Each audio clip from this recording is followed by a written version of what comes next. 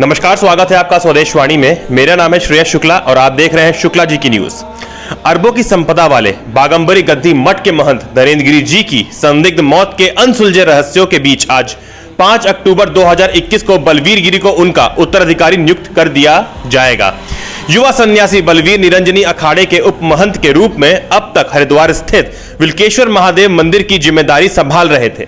मंगलवार को षोडशी पूजा के बाद दिन के 12 बजे से बागंबरी गद्दी मठ में नए महंत के रूप में बलवीर गिरी की महंताई चादर विधि की रस्म चल रही है। चादर विधि में निरंजनी अखाड़े के आचार्य महामंडलेश्वर कैलाशानंद ब्रह्मचारी के अलावा पंच परमेश्वर सहित कई मंडलेश्वर और महंत टीका लगाकर चादर उड़ा रहे हैं। इस समारोह के साक्षी देश भर से आए संत महंत बनेंगे। कई राजनीतिक हस्तियां भी इस समारोह में शामिल होगी। आज महंत नरेंद्र गिरी के उत्तराधिकारी बलवीर गिरी की ताजपोशी निरंजनी अखाड़े के आचार्य महामंडलेश्वर कैलाशानंद गिरी और दूसरे साधु संत मौजूद रहेंगे।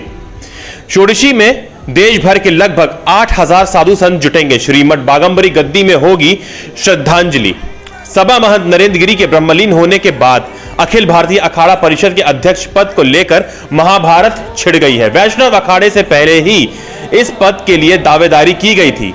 अब नरेंद्र गिरी की षोडशी से पहले सन्यासियों के सबसे बड़े अखाड़े जूना अखाड़े से भी दावा किया जा रहा है। जूना अखाड़ा के अध्यक्ष श्रीमंत प्रेम गिरी कहते हैं कि परिषद गठित होने के बाद अब तक हमारे अखाड़े से कोई महात्मा नहीं बना।